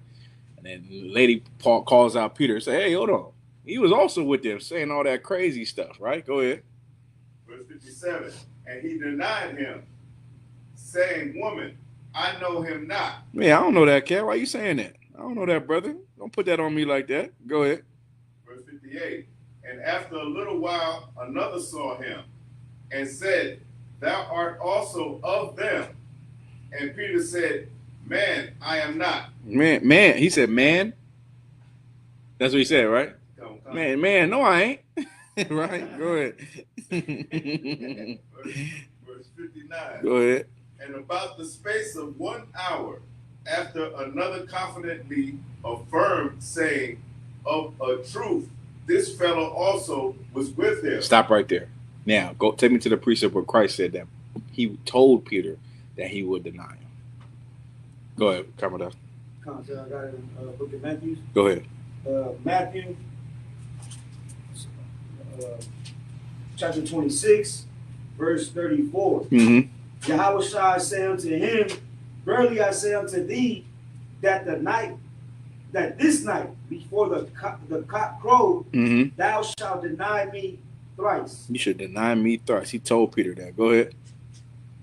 35. Peter said unto him, though I should die with thee. Nah, he said, nah, I'm gonna die with you. What are you talking about? When was they bury me, man? Go ahead. Go ahead. Couple concepts. Mhm. Yet will I not deny thee. Likewise also said all the disciples. Right. He said, yeah, that's what they all say, man. Go ahead. And then, I mean, Sluggy, all the disciples said that, right? They was rocking with him, like, yeah, we're going to die with you, Christ. What you mean? So now let's go back. Verse 50, Luke 22 and 59. Mm-hmm. And about the space of 1 hour after another confidently affirmed, saying, of a truth, this fellow also was with him, for he is a Galilean. Verse 6. Right. So now it's like I'm trying to find the precept. But you hear what he said, though, right? He said, man, listen, in 1 hour he denied him 3 times. He said, right, that's the cat right here. Keep going. Verse 60. And Peter said, man, I know not what thou sayest. Man, I don't know what you're talking about. Stop putting that on me, man. I don't want to die. You get what I'm saying? And then what happened? Go ahead. And immediately, while he yet spake, the cock crew. The cock what? Crew. Yeah. Yeah, he denied him. He doubted. You understand? And what happened? What did Peter feel like after that? Anybody know? Raise your hand if you know that feeling. Go ahead, Commodore. Like he felt vexed. Now, vex is what? What does that mean? Like it like antagonizing, like he felt guilty. Like, Guilty. What's another word? shameful. Shameful. Which is, give me the word. I'm like my. Felt shame. Shame is good, but Like coward. he felt like a coward. Felt like a coward. You know what I'm saying? He told Christ he'd die with him. That's what he said. But he denied him 3 times. You get what I'm saying? And that shaped Peter. Y'all with me? That shaped him. That made Peter who he was, feeling that bad. If you ever had this feeling ever, it's a good thing. Because it's a feeling to let you know in your mind that you will never want to feel like this again. You understand? And that's how Peter felt. He said, man, look, man. After that day, he was just a cold cat. You understand? Cold cat. And he gave his life for that brother after that. He said, man, I'll die before I ever say something like that again. You know what I mean? But doubt can do that to you. You don't have to be a doubter to feel it. You can just know it by reading it and see how you don't want to be. There's going to be occasions that rise up. What are you going to do in certain occasions? Fold? Everyone is going to be tested. Everybody. You're going to be tested. And when your test comes and you fail, everybody's going to look at you like, damn, that's not how you be talking. Get what I'm saying? You don't be talking like that, but I guess. You understand? Go ahead. You got it, bro. No swear. You get the point, right? Shalom. So when your test comes, stay ready. Stay ready so you don't do nothing foul. So you don't do nothing wrong or make you feel like I failed, man. I'm a failure. When the test comes, you're gonna be like, oh no, I was ready. I did it. And that was that. Y'all understand, right? Solid. Good to go? Any questions in the room? Go ahead. Back to the man, I forgot what the verse it was. No sweat. They said that Christ was born. It would behoove Christ to be born like a brother. Mm. You know, everybody talking about Christ ain't got no dad. I can bring them to that verse that just to prove that he was born like us with a mom and a dad. Absolutely. Yeah, I'll give you a couple more. Give me John 1:45. Well, this really goes into the Immaculate Conception breakdown, right? You want to? Well, I'll give you just one precept to kill gang, right? Kill gang. Joseph was not his stepfather, right? He was not that. He was his actual father, because Joseph comes from the lineage of David. If you just give me Matthew, let me get John 1:45, but then go to Matthew 1:1. All right. John chapter 1 and verse 45. Go ahead. Philip findeth Nathanael and said unto him. Philip findeth Nathanael, right? Two men who serve God, serve Christ. Go ahead. We have found him It's like they serve God. These are prophets, right? Go ahead. They older than Christ at this point. Go ahead. We have found him, of whom Moses in the law and the prophets did write. Mm-hmm. Yahushua of Nazareth. Yahushua who? Nazareth. Of who? Nazareth. Go ahead. The son of Joseph. The son of what? Of Joseph. Right. Not the son of God. The son of who? Joseph. You understand, right? That's what you want to pull right there to cut them to shreds, because this is a son of Joseph. You get what I'm saying? And Joseph come from the lineage of Christ. Now let's get Matthew 1:1. Come on. The book of Matthew 1:1. Mm-hmm. The book of the generation of Yahushua HaMashiach. I'm still looking for this precept too, Aki. I'm focused though. Go ahead. The son of David. The son of David, right? The book of the generations of Christ, right? The son of David. Who was the son of David? Somebody raise their hand. I mean, who was the son of David? Son of David? Yeah. No, I know. Son of David? Yeah, son of David. The son of David is Yahushua. That's true. I need specifics. Okay. Specifics. The brother gonna give it to you right now. Oh, you want to give it a shot? Go ahead. I was gonna say David. Was it King Saul was his? King Solomon. King Solomon. There you go. Solomon. So read again from the top. Come on. This is the book of the generations of who? Yahushua HaMashiach. Read it plain for the brother. Come on. The book of the generation of Jesus Christ. This is the book of the generations of Jesus Christ, the son of. Go ahead. Of David. The son of who? David. Now listen. Now this is simple, but it's hard to understand if you're a Christian, right? You're a Christian, you just read right past this, but you don't really understand what's being said, right? This is the book of the generations of Jesus Christ. Now this book is going to tell you about the generations of Christ. The son of who? David. And the son of Abraham. you get what I'm saying? So this literally just said that Christ was Solomon and Christ was Isaac. You see that, right? Right. Abraham had a son. His first son was what's the cat name? What's the cat he had to send out? Ishmael, right? His first son was Ishmael that he had with the heathen. Had to get her out of there, right? And then he had a child with Sarah when she was 90 years old. And that son was Isaac. Isaac is Christ reincarnated. Solomon is Christ reincarnated. We could pull those precepts all day. Go ahead, come it up. So like, it goes into verse 2. It says, Abraham begot Isaac. Abraham begot Isaac. Golly. So now we talking about, did Christ have a father? Christ had a father. Christ's father was Joseph. Go ahead, Lahab. Even just in that way, it's a generation. Like to have a generation means that you have like a lineage. That means you've been here. That mean you've been here a few times too. Yeah, and perfect. So like, which to your point was exactly on point. You have a grandfather, you have a lineage, right? So to give me Jeremiah the 5th chapter and the 23rd verse. This is give you further proof on Joseph being Christ's father in the Old Testament. All right, this is what you need to. We're not going to do the whole reincarnation breakdown, but these two precepts, what you need in the New Testament for John 1:45, and you go to Jeremiah 5:23 to prove that this brother had to come from this tree, right? So give me that. Come on, sir. The book of Jeremiah 5:23. Go ahead. But this people had a revolting. So like it 23:5. Excuse me. Oh, sorry. 23. That's my fault. I cannot find this precept, man. Golly, it's an excellent precept to show. It shows what you're working for is going to come to profit. Like it's basically saying how you work and it seems like there is no profit, but there is a profit. You get what I'm saying? It's a profit to the work that you're doing, and it's going to show. It's in the pocket for. I gotta find it. I'll find it for y'all next week. Lord allow. Go ahead up. Come on. The book of Jeremiah 23:5.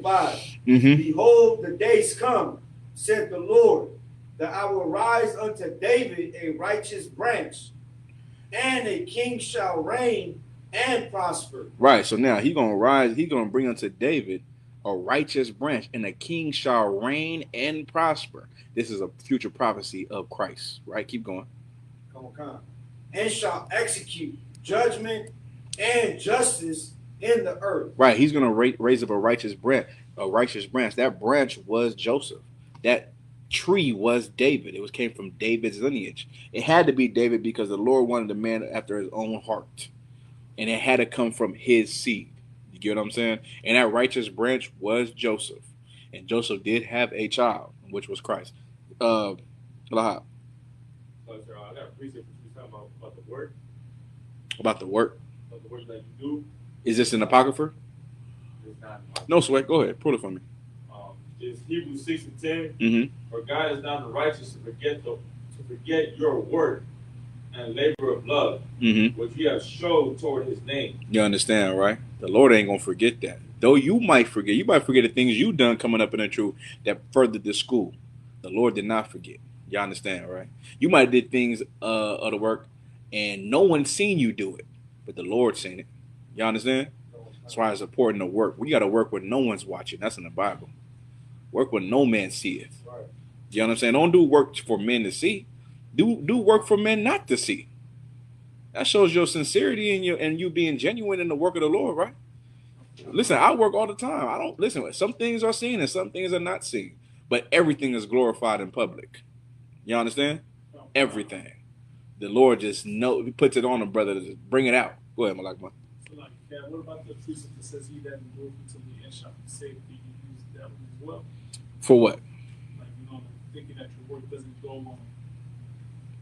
go unnoticed or that there's no reward. Okay, yes, but I would use that to show you that you gotta keep working. Because some cats might think they did enough work, and they should be glorified. But that is not what this precept says. You got to keep working, because nothing that we do gets us the kingdom of heaven if we stop. We can do a lot of great things for 5 years, 10 years, right? And if we stop at 10, I put my work in. But chill. You're gonna chill. You're gonna chill forever. You're gonna chill, and then now Christ came back and you said, well, damn, you stopped working. You stopped working, you got distracted. You know what I mean? You might still get the kingdom of heaven, but your seat might not be as great as it could have been. So you got to keep working. Coming up. So like I said, I'm not sure if this. Let me hear it. 7 and 15. Hate not laborers' work, Keep going. neither husbandry, which the Most High hath ordained. Keep going. 16. Number not thyself among the multitude of sinners. Nah, that's a good precept. That's not the one I want. The one I want is literally saying like, you work and you think you don't profit, but you do profit. Golly, man, I can't believe I can't find it. Let me give you a couple more though on Adam, right? Give me 1 Corinthians 15 and 45, because Christ was who? Also Adam in the Bible, right? He was also Adam, the beginning and the end. Let me get first. I'll run these down and we can end the class, all right? 1 Corinthians 15 and 45. A quickening spirit. Somebody grab that. 1 Corinthians chapter 15 and verse 45. Mm-hmm. And so it is written, the first man, Adam, was made a living soul. The first man, Adam, was made a living soul. Go ahead. The last Adam was made a quickening spirit. What is a quickening spirit? Anybody know? Shout it out. Like when you reincarnated. There you go. Reincarnated, and what else?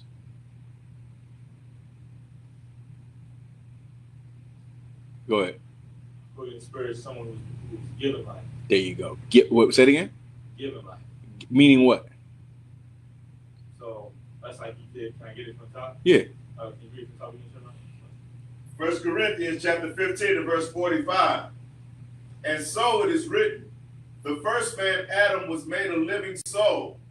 Okay, so the first man, Adam, was made a living soul. So the Lord made Adam a living soul. So this is someone who was dead, and the Lord gave him life. Perfect. Go ahead. Go ahead. The last Adam was made a quickening spirit. Okay, so this is a brother that gives life. Meaning what? He's going to show you how to live. Yes. And what else?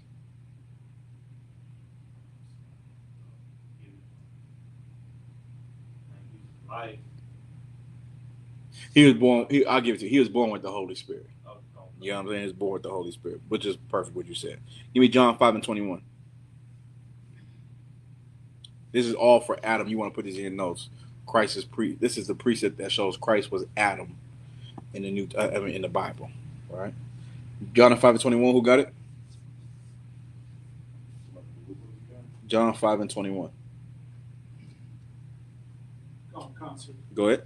Book of John, chapter 5, verse 21. Mm-hmm. For as the Father raiseth up the dead, and quickeneth them, even so the Son quickeneth whom he will. You understand that, right? Even the Son quickeneth who he will, right? Christ was the last Adam.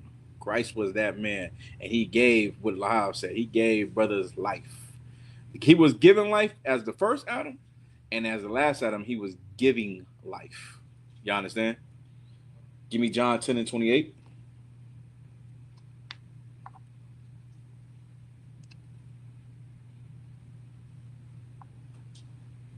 Quickly, let's go. The book of John, chapter 10, verse 28. Mm-hmm. And I give unto them eternal life, and they shall never perish, neither shall any man pluck them out of my hand. Mm-hmm. Verse 29. My Father, which gave them me, is greater than all. Perfect. You understand? I'm gonna give you the rest of these precepts, and I'm gonna pass it to Lahab, right? Write these down. Romans 8:11. 1 Corinthians 15:22. And Revelations 21:6. All right. With that, I'm gonna pass class over to Priest and Officer Lahab. Oh, it's like it. Natazak, you on it, right? Priest and Officer Natazak, right? Read the Lord's Prayer for me.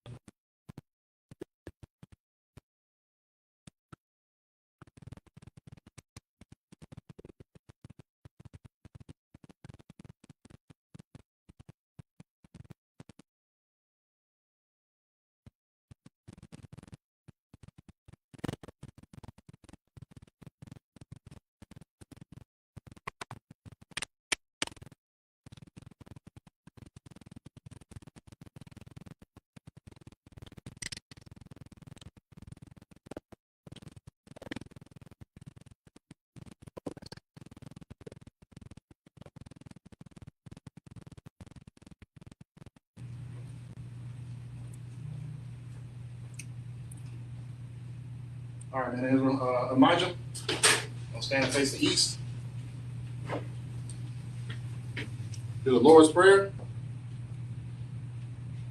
This is the Lord's Prayer in Hebrew. Abanau. Shabbat Shemayim. Kadash. Hayah. Shamka.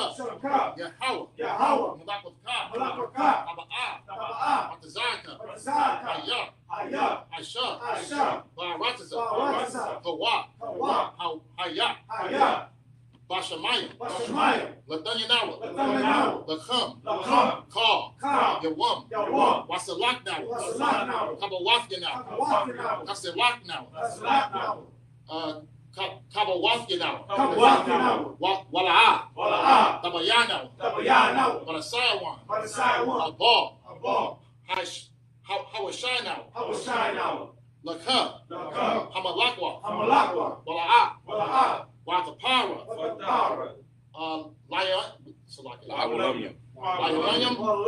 Aman. The Lord's Prayer in the English. I got it right here. Our Father, which art in heaven, hallowed be thy name.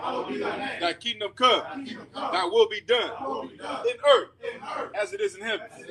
Give us this day our daily bread, and forgive us our debts as we forgive our debtors. Lead us not into temptation, but deliver us from evil.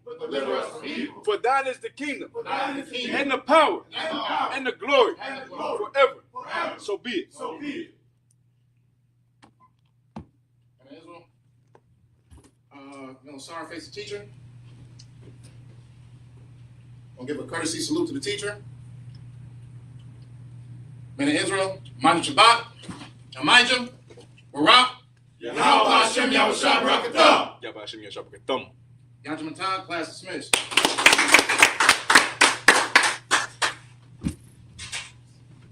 I'm saying curse.